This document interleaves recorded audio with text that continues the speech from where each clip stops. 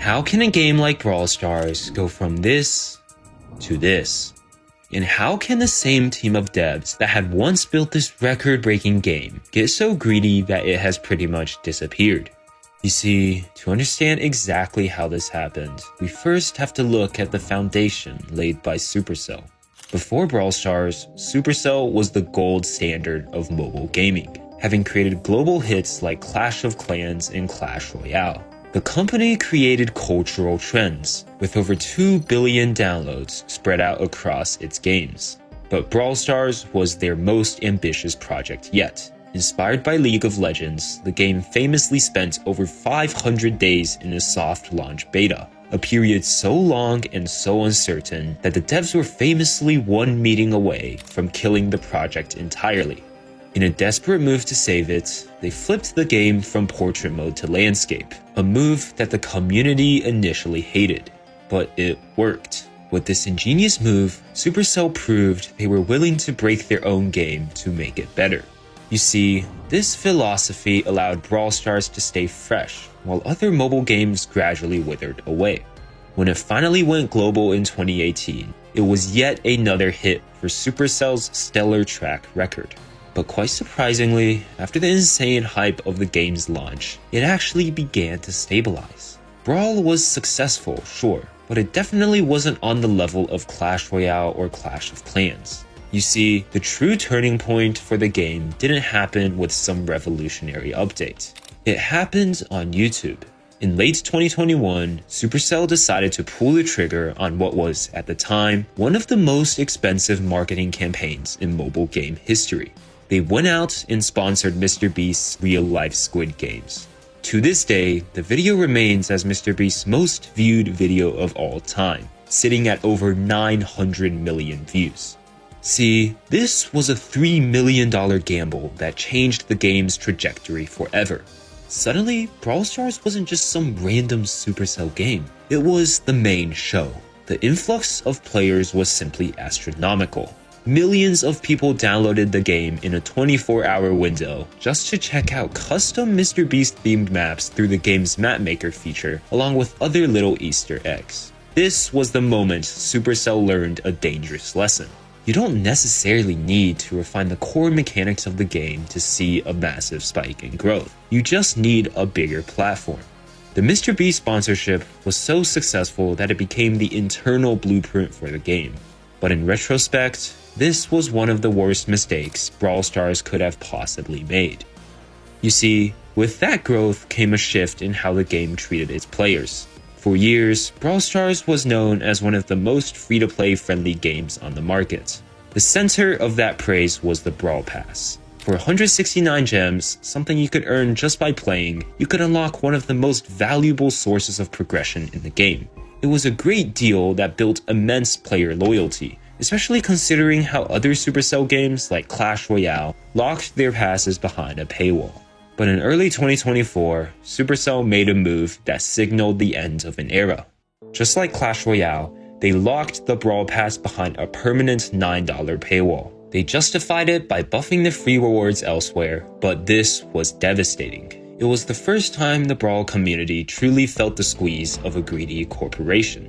Quite surprisingly, however, the effects of this decision would not be noticed for a while. You see, by 2024, Supercell decided to take the lessons they learned from the MrBeast sponsorship and a new monetization structure to the extreme.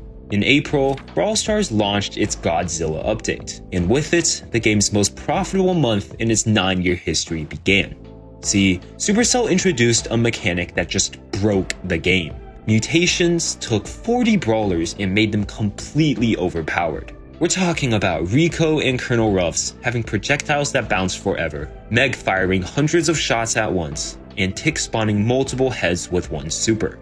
It was a mess. But for a few weeks, the community absolutely loved it. The traditionally high-skill game was replaced by a type of chaos where the only goal was to see how much damage you could do.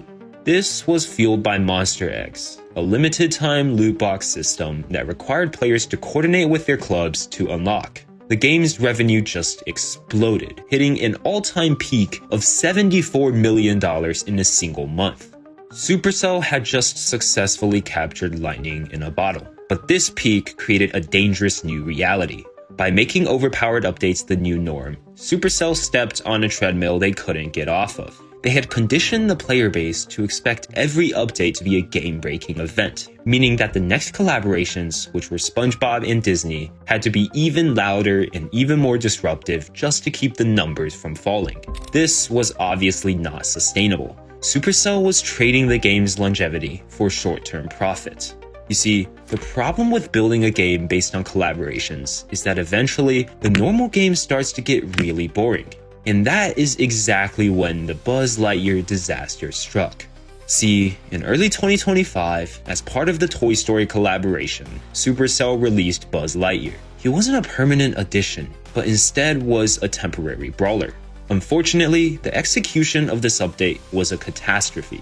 Buzz was so overpowered that he just couldn't be stopped. Competitive matches became a coin flip of who could activate Buzz first. The fun and freshness of the game, the very thing that had kept people playing for over 7 years, suddenly evaporated.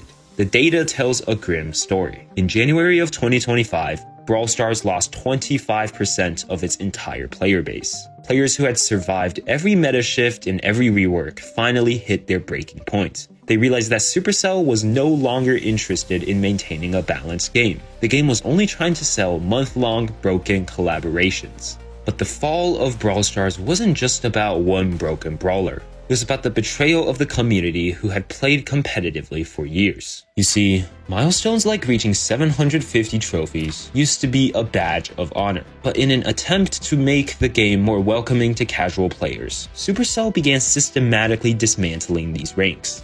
By adding streaks, they reworked the trophy system to make higher ranks easier to achieve, effectively deflating the value of every trophy. Then, they made one of the most controversial moves in the game's history. They removed the Mastery system. Masteries were a long-term progression track that rewarded you for sticking with a specific brawler. It was the ultimate way to show dedication, but Supercell replaced it with the record system, which redistributed those rewards to the early game trophy road. The message to veteran players was clear. Supercell just cared way more about newer, casual players. By taking rewards away from dedicated players and handing them to the influx of newer players, the motivation to play consistently and grind just vanished. But as older players began to leave, something far more devastating began to happen.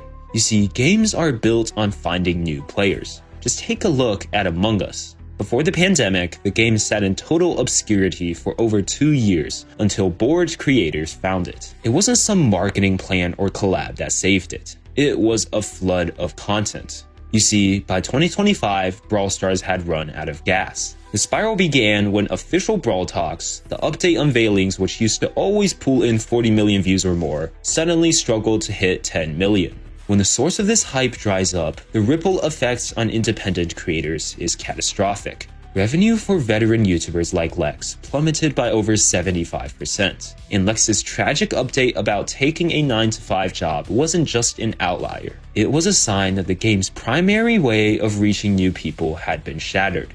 Unfortunately, the game's aggressive monetization only added fuel to the fire. Releasing brawlers like Haze behind $50 early access paywalls during the game's lowest point was seen as a desperate cash grab.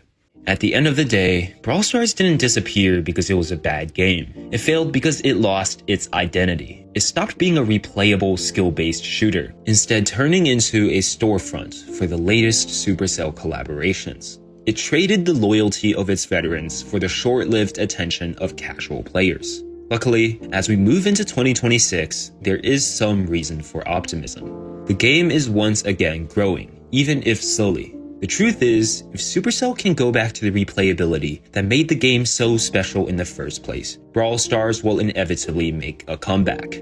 After all, the only place to go when you're at the bottom is up. Insane 16 that I totally watch him a beat.